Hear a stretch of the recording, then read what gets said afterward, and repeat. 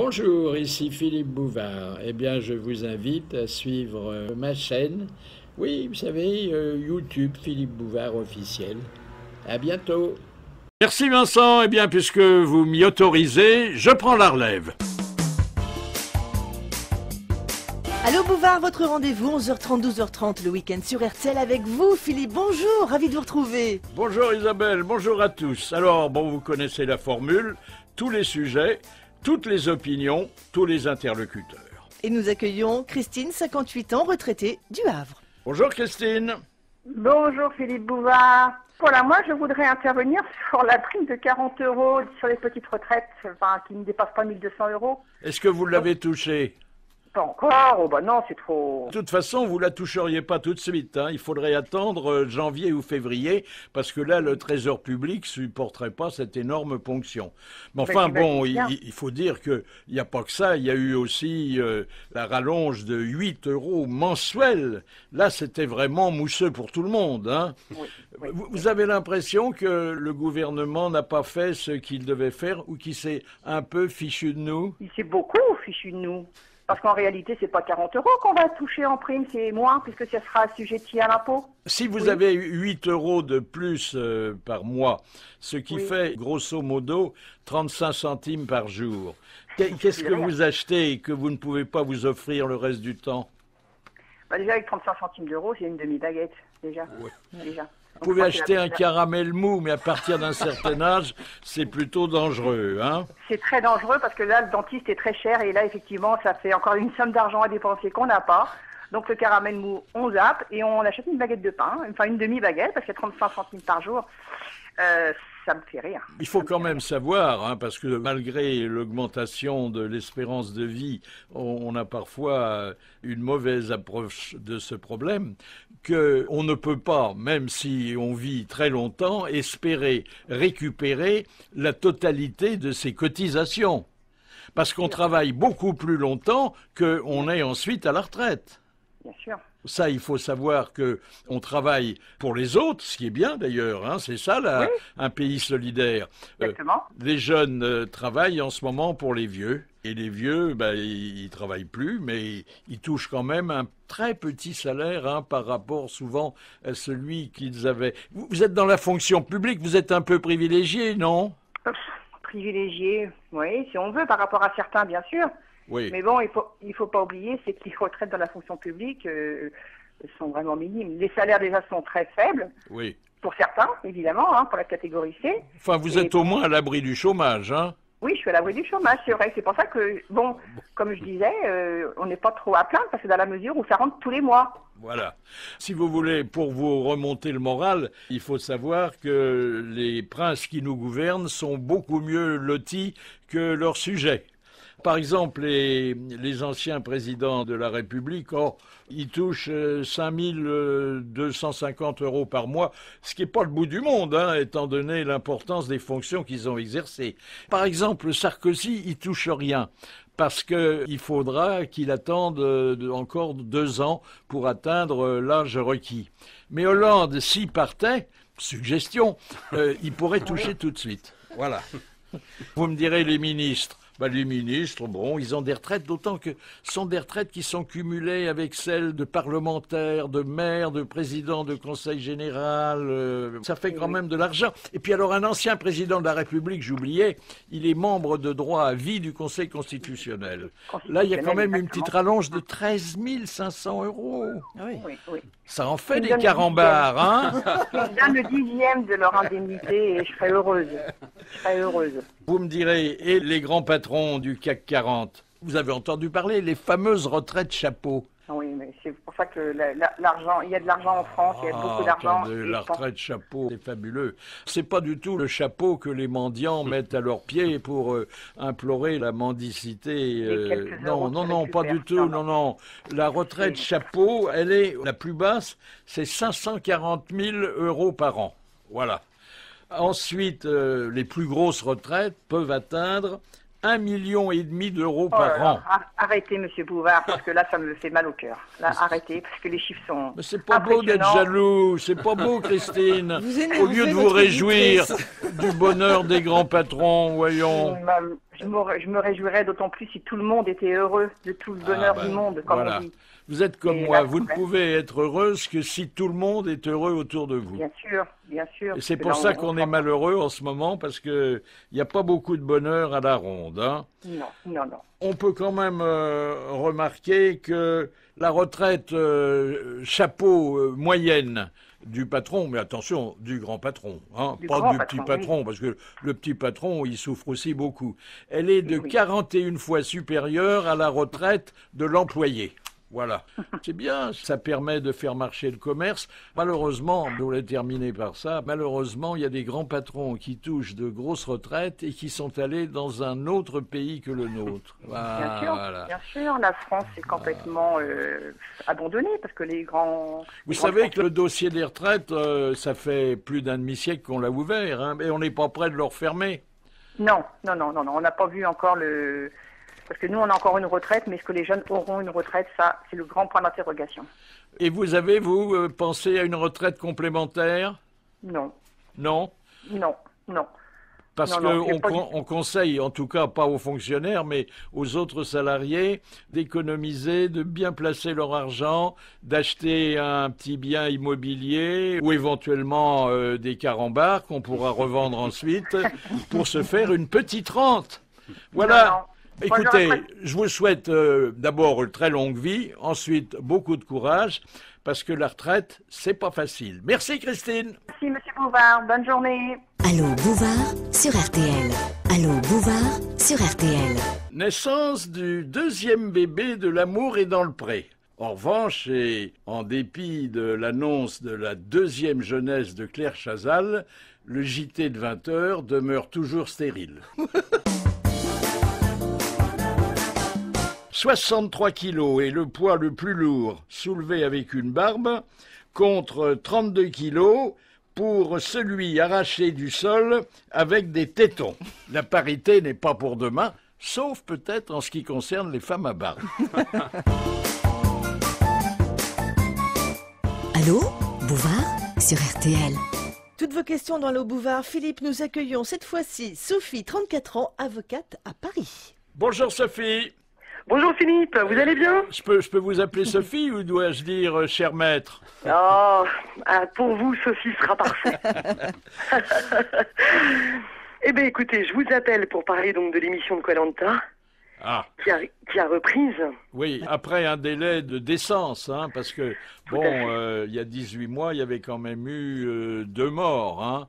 Il y avait un malheureux concurrent qui souffrait d'une cardiopathie que son médecin, c'est-à-dire celui de la production, n'avait pas décelé, à la suite de quoi le malheureux Toubib s'est également donné la mort, ce qui fait quand même beaucoup de pertes pour une émission d'aventure, comme on dit, mais de divertissement. Vous la regardez régulièrement? Oui, je regardais. Moi, c'était vraiment une fidèle téléspectatrice, parce que c'était une émission que j'aimais beaucoup et que j'aime toujours, et dont évidemment je me félicite qu'elle ait pu reprendre, parce que j'avais été déçue de cet arrêt, en comprenant évidemment bien sûr.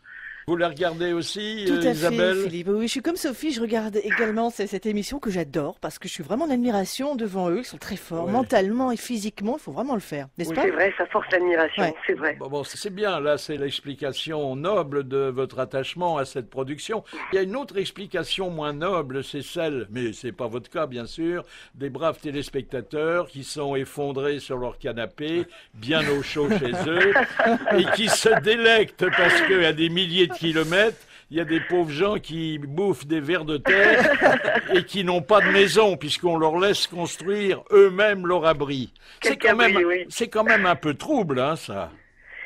Oui, mais si vous voulez, c'est ça que moi j'aime particulièrement dans cette émission, c'est le concept de se dépasser, d'aller vraiment jusqu'au bout de soi-même et de se mettre au défi.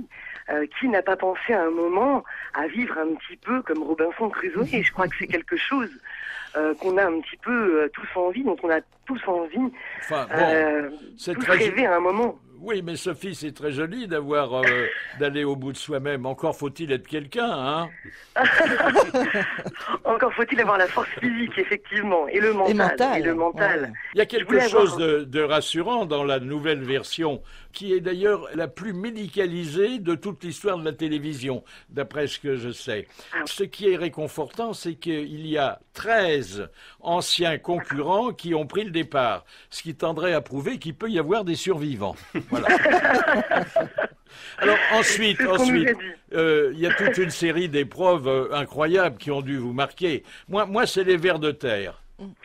Moi aussi, ces épreuves-là sont toujours marquantes quand ils sont obligés d'avaler tout ce qu'ils avalent, les sauterelles, les vers de terre, les migales, les migales. Oh, ah non, ne m'en parlez pas, Philippe, les migales. Ah non, ça, par contre, effectivement, c'est le passage qui me rebute toujours et ça, effectivement, j'aurais beaucoup de mal. Mais moi, j'avais envie de m'inscrire. Mais faut le faire, Sophie. Faut se lancer. Mais oui. Vous auriez laissé votre robe, votre cabinet d'avocat, vous seriez allé là-bas. Ben, c'est ça le problème. Vous avez effectivement touché du doigt le problème majeur, c'est de pouvoir laisser mon cabinet et mes clients, et ça, c'est particulièrement compliqué. Ouais. Évidemment. Il y a évidemment ce que vous faites aujourd'hui qui consiste à ne pas souffrir soi-même, mais à regarder des gens qui souffrent. Ils souffrent beaucoup. On les met dans des situations impossibles. Attendez, l'autre jour, là, j'ai vu un malheureux qui transportait une pierre de plusieurs dizaines de kilos. Et pour que ce soit encore plus difficile, il fallait qu'il le fasse sous l'eau. Oh. Ce sont vraiment des sadiques qui conçoivent le scénario. C'est vrai qu'on peut aussi le voir comme ça. Il y a des épreuves particulièrement difficiles, c'est vrai. Mais bon, en même temps, d'être sur une île comme ça, au bout du monde... Les images sont magnifiques. C'est ça, ouais. la beauté des images, parce que c'est des lieux, évidemment, reculés, où la nature a encore tous ses droits et qui sont vraiment agréables à regarder également. C'est ça aussi qui fait la beauté de l'émission. Vous croyez que la nature est plus belle quand une émission de télévision a planté ses caméras? Quand l'homme, en tout cas, vit moins, a moins envahi ces espaces un peu plus reculés déjà. Sophie, je ne veux pas vous décourager, parce que si vous arrivez à mettre vos affaires en sommeil, mais... Laissez-moi rêver. Laissez-moi rêver encore. Je sais qu'en ce moment, on essaie de rabioter le revenu des avocats. On en parlera d'ailleurs à un autre moment. Mais, sachez que ça ne sera pas le pactole si vous êtes concurrente. Parce que pour vos 40 jours de survie, vous gagnerez 5 000 et quelques euros. Alors vous me direz, oui, si vous êtes la gagnante, ça ira jusqu'à 100 000 euros. Mais 100 000 euros dans des conditions de difficulté incroyables. Hein. Est-ce que vous avez déjà eu une expérience de survie de ce type dans votre cadre habituel? Non, Philippe, ça, je dois être franche avec vous. Non, jamais. Même un jour de panne d'électricité? Non. Alors, est-ce qu'on peut parler de survie extrême en cas de panne d'électricité? Si, peut-être. Et sans brosse à dents.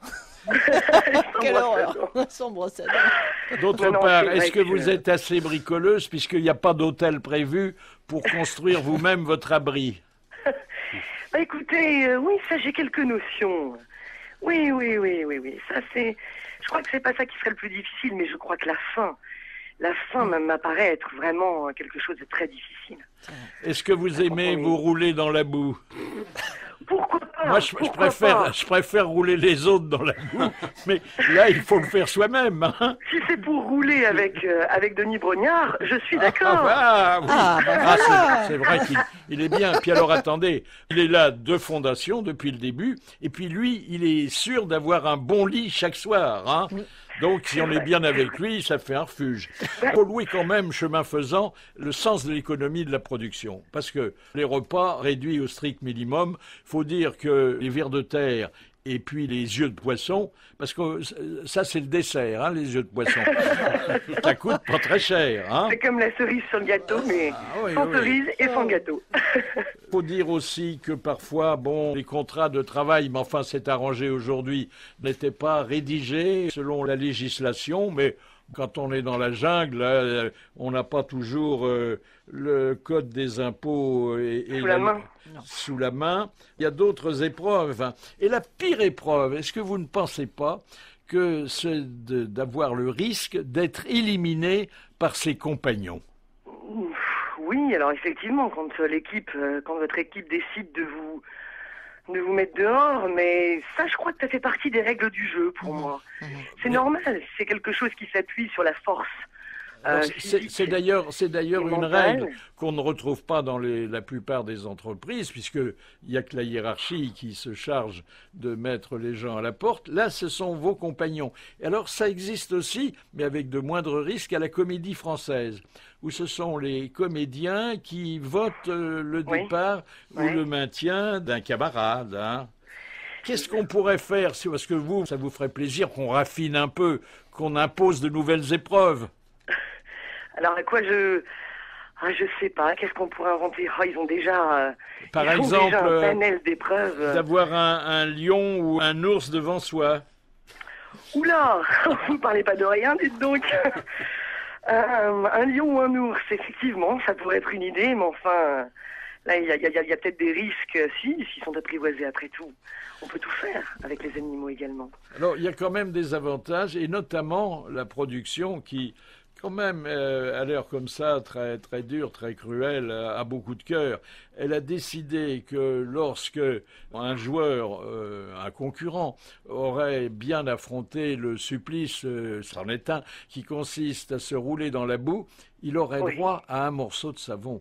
Mais ça, je trouve ça formidable, vous voyez. Qu'est-ce qu'il ne faut pas faire pour avoir un morceau de savon? En tout cas, c'est le paroxysme de la télé-réalité. Oui, ça c'est sûr que c'est effectivement l'émission la plus extrême dans ce genre de concept, oui. Oui, et en même temps, certainement l'un des plus intéressants, parce que je vous avouerai que en matière justement de télé-réalité, c'est l'une des rares émissions que je suis. Mais vous êtes fidèle et j'imagine que ce soir-là, vous ne prenez aucune obligation. Aucune. Oui. Aucune, fidèle devant mon poste, ou alors... Dernière question. Si vous regardez ça avec un plateau repas, vous avez des vers de terre et des araignées? Je me mets en condition, je coupe les lumières. Merci Sophie, merci. Merci à vous Philippe, surtout, et à votre émission, merci. Jusqu'à 12h30, Allô Bouvard sur RTL. Allô Bouvard sur RTL. Un milliardaire américain qui avait attendu une semaine l'arrivée du plombier propose aujourd'hui une bourse de 10 000 $ à tous les étudiants qui, au lieu d'aller à la faculté, passeront un CAP de travail manuel. Les ventes d'armes font vivre 40 000 salariés en France. Mais on se refuse encore à préciser le nombre de victimes alors que celui-ci pourrait attester l'excellente qualité de nos produits. Allô, Bouvard sur RTL. Bonjour Bernard Mabille, et toujours torride j'imagine, sur l'actualité chaude. Bonjour Philippe. Les excitants que sont la caféine et la taurine ont trouvé leur antidote, François Hollande. Impossible, même shooté à donf, de tenir éveillé face à une conférence de presse de notre président. La langue de bois, sans traducteur ni sous-titres, se révélant soporifique, et ce ne sont pas les ministres piquant un gros roupillon face caméra qui pourront me dire le contraire. Fallait voir hier Le Foll, Fabius, fallait voir Sapin. Ah, fais dodo, Sapin, mon petit frère, fais dodo, je paye mes impôts. Entre les moi, les je, les c'est dur, les jusqu'au bout, et les pas facile, tirés en rafale, j'ai rejoint les bras de Morphée. Pas facile d'être président pour 5 ans, pas facile d'inverser la courbe du chômage, pas facile de faire des réformes, pas facile d'augmenter les taxes, et blablabla, pas facile de nous faire une vie meilleure, mais après tout, personne t'a demandé de venir. Tout juste largué par Julie Gaillet, François Hollande se trouvait une nouvelle fiancée, Anna. anaphore. Je rêvais alors du 29 septembre, jour où des journalistes jurés, présidés par Jean Miot, remettront les prix de l'humour et de la politique, une sorte de Goncourt de l'ENA. Ils n'ont eu que l'embarras du choix, tant ceux qui nous gouvernent sont prêts pour le one-man show, se réclamant, Philippe, de votre petit théâtre. Extrait choisi. Mais attention, on se tient les côtes. Thomas Thévenoud, je ne suis pas un fraudeur, je suis un contribuable négligent. Hervé Morin, au centre, on n'est pas chargé d'être la roue de secours du Titanic. Et Henri Guénaud, si Nicolas Sarkozy n'avait pas été là, il n'y aurait plus de démocratie en France, en Europe et dans le monde. Eh ben, allons-y. Alain Juppé, en politique, on n'est jamais fini, regardez-moi.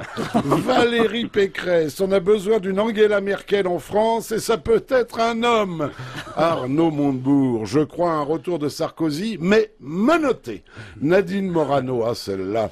Il n'y avait pas de vol de portable à l'arraché avant qu'on ait inventé les portables. Pas de doute, ces gens-là ont fumé la moquette des ministères, mais une addiction qui ne date pas d'hier. André Santini, leur maître à tous, le César de la boutade, avait dit « Juppé voulait un gouvernement ramassé, il n'est pas loin de l'avoir. » Raymond Barre, quand le moment est venu, l'heure est arrivée. Jacques Toubon, même en avion, nous serons tous dans le même bateau. Je vous rappelle la citation de Pierre Arpaillange, ministre de la Justice, sur 52 évadés, on en a repris 53. Et puis il y a Bernard Kouchner, la contraception doit avoir ses règles. Des propos saignants. François Goulard, cette semaine, le gouvernement a fait un sans faute. Il est vrai que nous sommes que mardi. On peut pas oublier Giscard d'Estaing qui avait dit c'est un propos de la Constitution, c'est un texte facilement lisible, limpide et joliment écrit. Je le dis d'autant plus aisément que c'est moi qui l'ai écrit. Michel Barnier, que l'on soit pour ou contre la Turquie, on ne pourra pas changer l'endroit où elle se trouve. Michel Alliot-Marie, alors là c'est le lyrisme à fond. La France, c'est la Tour Eiffel et Chirac. Marisol Touraine, ministre de la Santé, il faut laisser aux femmes le temps de se retourner. Sans oublier nos Pinocchio de service, Patrick Balkany, je suis l'homme le plus honnête du monde, et Jérôme Cahuzac, pourquoi démissionner quand on est innocent? Voilà, j'ajouterai à ce florilège une petite phrase récente de notre président, vous savez, le petit baigneur de l'île de Sein. J'ai un caractère en acier trempé. Ah, nous voilà prévenus, on n'est pas prêt de sortir la tête de l'eau. Mort de rire. Ah, merci Bernard. À la semaine prochaine, Philippe. Ah, dites donc, quel florilège, hein. Mais enfin, c'est à la fois hilarant et pas très rassurant, hein. Parce que si les gens les plus intelligents, naturellement, sont ceux-là qui nous dirigent, disent autant de bêtises, on peut quand même s'inquiéter un peu pour le destin de notre cher et vieux pays. Jusqu'à 12h30, Allô Bouvard sur RTL.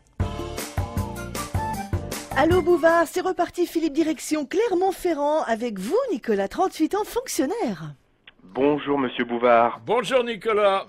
Alors que bruissent des rumeurs de dissolution de l'Assemblée nationale, la droite a déjà annoncé qu'elle refuserait la cohabitation avec François Hollande. Alors pourtant, la cohabitation a déjà eu lieu 3 fois sous la Ve République et elle sert de parapluie, normalement, au président. Mais comme François Hollande préfère ne pas utiliser le parapluie et que son adage familier semble être « gouverner c'est pleuvoir », j'aimerais connaître votre avis sur ce point. D'abord, vous présentez comme acquise la dissolution, on en est loin. Oui. On en est loin, ça aurait pu se produire si Manuel Valls n'avait pas obtenu, après son deuxième discours de politique générale, la confiance de l'Assemblée, mais il l'a eu. Il l'a eu beaucoup plus ténu que précédemment, mais il l'a eu quand même.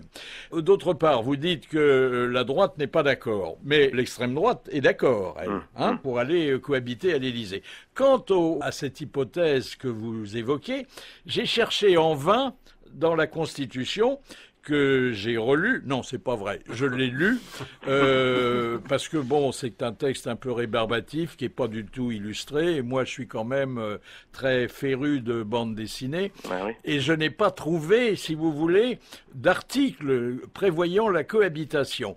C'est implicite, oui. Mais il est du ressort du président de désigner un Premier ministre après la démission du gouvernement qui est le préalable à tout changement.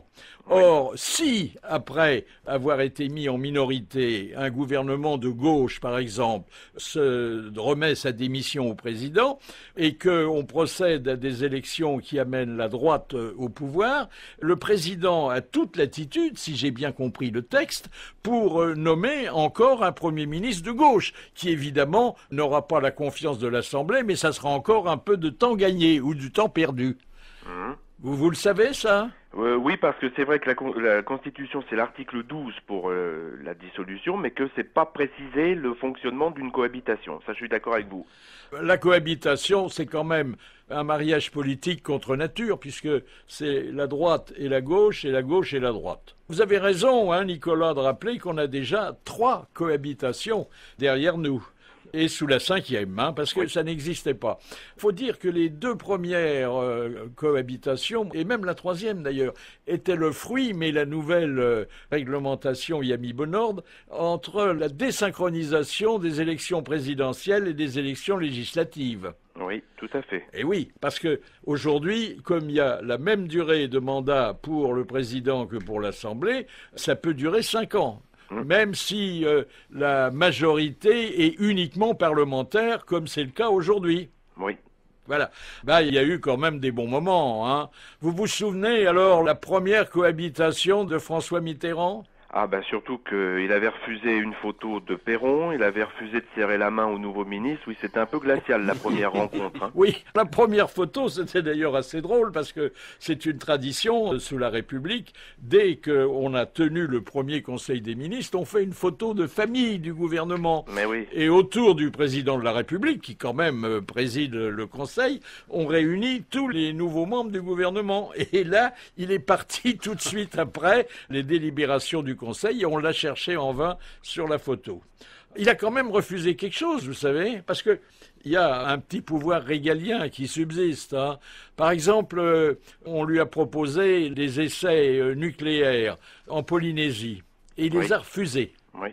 Ça, vous le saviez? Oui, il a refusé ça, il a refusé de convoquer le Parlement, enfin il a fait un petit peu il a chagriné Jacques Chirac à l'époque. Oui, mais finalement les relations entre les deux hommes n'ont pas été tellement mauvaises, puisque beaucoup plus tard, il a laissé dire, sans démentir, que Chirac serait un meilleur candidat pour sa succession que les autres. C'est vrai en plus, oui. Oui, il y a quand même une collaboration étroite entre le président de la République et son Premier ministre. Ils se téléphonent. Hollande, il invite très souvent son Premier ministre à déjeuner, mais bon, c'est parce qu'il n'y a pas de femme chez lui, il veut pas bouffer tout seul. Ils se téléphonent, ils font des petites bouffes, et avant le Conseil des ministres, la tradition veut qu'ils se parlent pendant 1 heure. Oui, mais quand on n'a rien à se dire, ça doit être un peu compliqué, non? Oui. Bon, c'est peut-être... il se raconte des histoires de femmes, hein, parce que Hollande en a beaucoup. Ensuite, il y a eu la 2e cohabitation. Oui. Vous vous souvenez? Avec M. Balladur, ce coup-ci. Oui, alors Mitterrand et Balladur. Et ça s'est pas très bien passé. C'était pas les mêmes tempéraments, déjà. Oui. Pourtant, Balladur était très courtois, très diplomate, hein. Mais n'accrochez pas, il y avait du mou dans la corde à nœud. Oui, avec M. Balladur, il faut être comme un chat, il faut toujours dormir en regardant, quoi.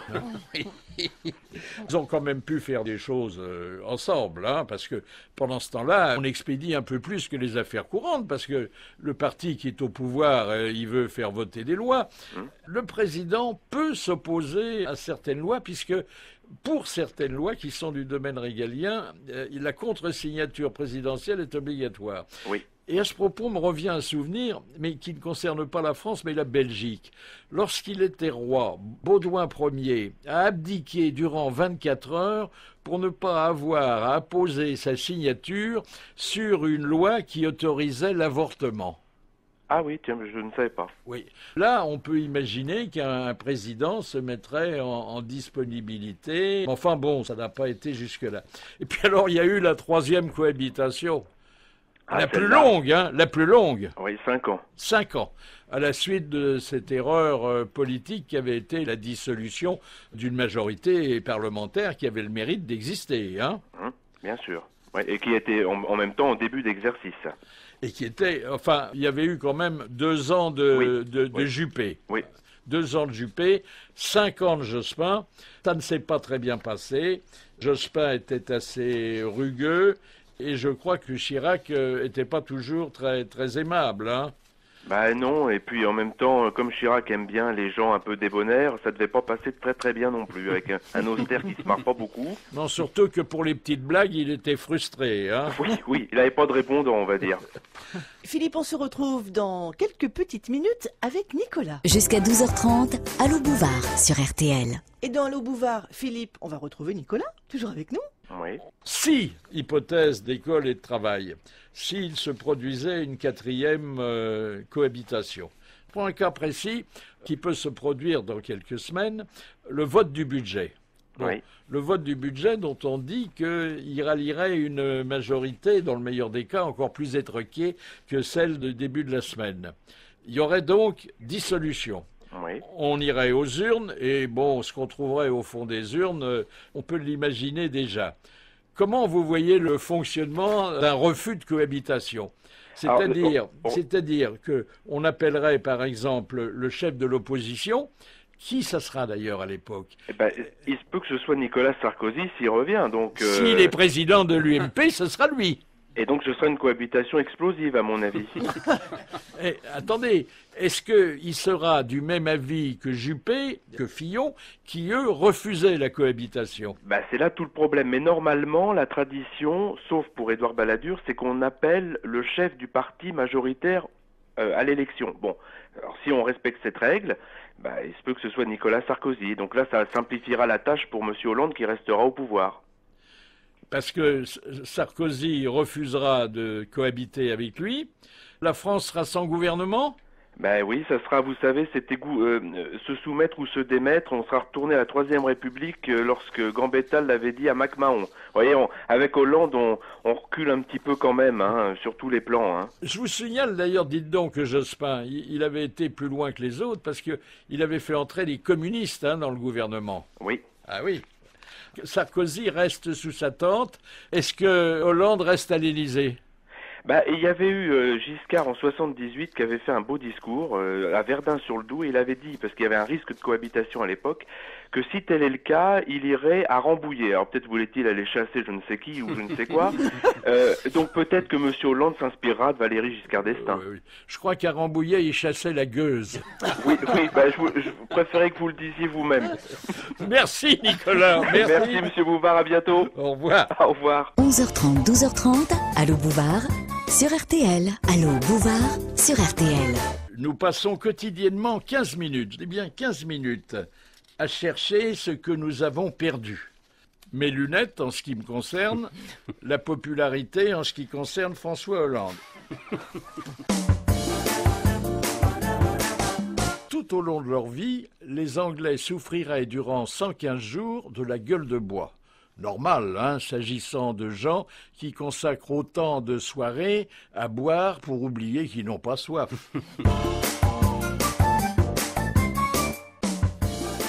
Dernier appel, Philippe, pour aujourd'hui. Vincent, 32 ans, qui travaille dans l'événementiel. Et Vincent habite Lille. Bonjour Vincent. Bonjour Monsieur Bouvard, merci de m'accueillir dans votre émission. Alors j'ai une question pour vous. Monsieur Bouvard, je voudrais savoir, pensez-vous que les casinos sont voués à la faillite ? Écoutez, il y a une grande déprime des casinos. Êtes-vous joueur vous-même ? Un petit peu joueur. Machine à sous ? Plutôt roulette. Plutôt roulette. Ah, un vrai joueur alors. Un vrai joueur. Il y a de plus en plus de casinos, il y a de moins en moins de joueurs et ces joueurs ont de moins en moins d'argent. À partir de quoi la déprime actuelle s'exprime facilement.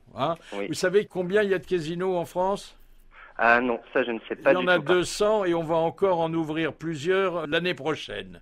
Or, nous sommes les champions d'Europe et sans doute du monde en matière d'établissement de jeux. Alors bon, le casino, un univers enchanté, enfin, au moins tant qu'on gagne, c'est le seul endroit où on puisse passer 2 heures et repartir avec une partie de la caisse du commerçant, salué par le commerçant jusqu'à la porte. J'en connais pas d'autres. Bon. Vous les fréquentez toujours autant, Monsieur Bouvard ?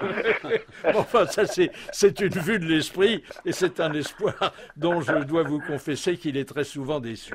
L'histoire des casinos. D'abord, alors il y a des prélèvements qui obèrent le résultat de ces établissements. Oh, je veux pas d'ailleurs pleurer pour les casinotiers, parce qu'ils sont quand même du bon côté du tapis vert par rapport à nous. Hein. Bon, eux, ils gagnent très souvent et nous rarement. Et tout est fait d'ailleurs dans les règles qui sont avalisées par le ministère de l'Intérieur pour que cette situation perdure. Or, le ministère de l'Intérieur, dans ce cas précis, il est chargé par le législateur de protéger le joueur. Belle protection, hein. Enfin, passons. Oui, belle protection. Aujourd'hui, les machines à sous ont pris le haut du pavé. 90% des recettes des jeux, c'est ce qu'on appelle assez justement les bandits manchots. C'est un coup dur hein, pour l'épargne populaire, parce que souvent l'argent du marché se retrouve dans une machine, hein, plutôt que lorsque la ménagère revient de faire ses courses dans la tirelire du ménage. Hein. Oui, tout à fait. Passons aussi. En période de crise, on a moins d'argent pour jouer. Mais d'après les psychologues, on n'a plus de tentation de jouer. Parce que comme la réalité est décevante et qu'elle ne vous apporte plus rien, on rêve que le hasard puisse vous apporter ce que la réalité ne vous fournit plus. Et là aussi, ça reste à vérifier. Est-ce que vous gagnez à la roulette ? Alors, je gagne de temps en temps, mais ça reste assez rare. Oui, mais enfin, combien mettez-vous de mise simultanément sur le tapis ? Oh, j'en mets pas plus que 4. Hein. Ah, c'est déjà beaucoup, hein ? Oui. Ouais, oui, ouais. C'est des petites mises, hein, des petites mises, souvent c'est de la mise à 2 ou 5 euros. Oui, ça va. Et je reste raisonnable. Mais le rêve d'ailleurs pour un joueur qui ne se fait pas des idées, parce que les joueurs gagnants, j'en connais pas. Hein, j'en connais pas. Il y a, et ça les casinotiers le redoutent, le nabab qui passe une soirée, qui rafle la recette de toute la saison et qu'on ne revoit jamais. Mais l'habitué, il ne gagne jamais. Il faut quand même le dire. Il y a un truc d'ailleurs qu'il faut faire. Il faut tenir la comptabilité de ses gains ou de ses pertes. Et là, on s'aperçoit qu'on ne peut plus raconter d'histoire. Oui. Vous la tenez, votre comptabilité ? Non, pas du tout. Pas du tout. C'est très difficile. Personne ne la tient. Et quand vous avez gagné un peu, vous vous en vantez comme le pêcheur qui a pris un gros poisson. Un gros poisson, exactement. En y ajoutant quelques kilos. Bon. Exactement. Il y a également la chance du débutant. Voilà. C'est vrai. Alors, aux innocents, les mains pleines, c'est vrai. Mais vraiment, hein, c'est vrai. Ça marche pour une fois. Hein. Oui, dès la deuxième, vous remboursez. Et d'ailleurs, j'étais l'autre jour à côté d'un croupier. Il y avait un joueur manifestement très, très jeune et très inexpérimenté qui gagnait beaucoup. Et il m'a dit, pas d'inquiétude, c'est de l'argent qui découche. Bon, la roulette est un très beau jeu parce que c'est quand même là où on est payé au maximum. Hein. Oui, c'est vrai. Et puis, également 35 fois la mise, hein, si mes souvenirs sont exacts. Exactement. Oui. C'est exactement ça. Je vois que vous êtes toujours aussi expérimenté dans les jeux, monsieur Bouvard. L'ennui, c'est que certains maniaques peuvent mettre jusqu'à 34 pièces sur le tapis vert. Hein, oui, et là, il n'y a plus grand-chose à gagner. Les jeux de table sont en perte de vitesse, comme on l'a dit, à cause du succès des bandits manchots, mais aussi parce qu'il y a des jeux qui se sont usés. Vous n'avez pas connu le chemin de fer ? Non. Bon, le chemin de fer a fait dérailler beaucoup de joueurs. Hein. Vous n'avez pas connu le 30 et 40 ? Non plus. C'était chiant. C'est vrai. Mais c'est un jeu qui permettait aux vieilles filles de gagner de quoi aller s'acheter ensuite une petite douceur. Oui. Et d'ailleurs, comme les vieilles filles gagnaient trop, la direction du casino, les directions ont fini par supprimer ce jeu. Aujourd'hui, il y a le poker. Bon, oui. Il y a deux sortes de poker. Il y a un poker où le casinotier se borne à fournir aux joueurs un croupier, des cartes et une table. Moyennant quoi, il prend 3, 4 ou 5% sur les mises qui passent sur le tapis. Il y a un poker dit de contrepartie qui s'appelle l'Ultimate, mais qui n'est pas encore bien installé en France, où on joue non pas contre d'autres joueurs qui sont à côté de vous, parce qu'on est 6 ou 7 autour de la table, mais contre la banque. Et la banque est obligée de payer chaque fois. Et si vous avez la quinte flanche majeure, c'est le nirvana du joueur de poker, elle paye 500 fois la mise, Vincent. Vous vous rendez compte ? 500 fois. Vous avez une chance sur 275 000. Ah oui, bon, un peu plus de chance qu'au jeu de grattage peut-être. Oui, ah oui. Et alors, attendez, là c'est le plus beau. Pour inverser la courbe, comme dirait quelqu'un que nous connaissons bien, les casinotiers se sont dit, il faut proposer aux joueurs de nouveaux jeux de table. Et ils ont inventé, ou plutôt acclimaté, parce que ça se joue ailleurs, un jeu à l'enseigne de Wargame. Et vous savez ce que c'est que Wargame? C'est la bonne vieille bataille à laquelle nous jouions lorsque nous étions enfants. Ah oui, c'est-à-dire que chaque joueur a une carte, le croupier a une autre carte, et c'est la plus forte qui gagne. Vous vous rendez compte? Oui, oui. Aujourd'hui, le joueur est le seul contribuable volontaire. Hein? Vous êtes le dernier aventurier du monde moderne. Hein? Oui. Ah ben oui, tout le monde est assisté. Vous acceptez de perdre en 1 heure ce que vous gagnez en 2. Et encore, je mets les choses au minimum. Mais tout le monde est là pour se servir. Alors, le casinotier, il a ses frais. L'État, qui est gagnant de toute façon. Dans tous les cas, oui. Les collectivités locales. Une petite bourgade qui a un casino peut s'offrir un palais des sports, une piscine olympique, même s'il y a très peu de gens qui y viennent, mais ça fait bien. Ensuite, il y a le personnel. Alors le personnel, je voudrais remarquer quand même que à une époque où on se gargarise avec la présomption d'innocence, les poches des croupiers continuent à être cousues. C'est pas scandaleux, Vincent? Il pourrait les ouvrir.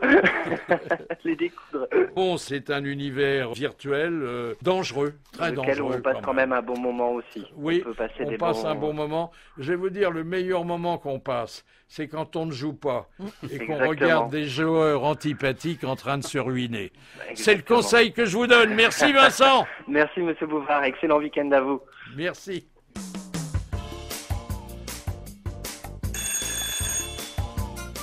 Voilà, je vous propose un petit entracte de 23 h et on se retrouve demain à 11h30. Merci, à demain. À demain, Philippe. À demain, Isabelle. RTL, il est 12h30.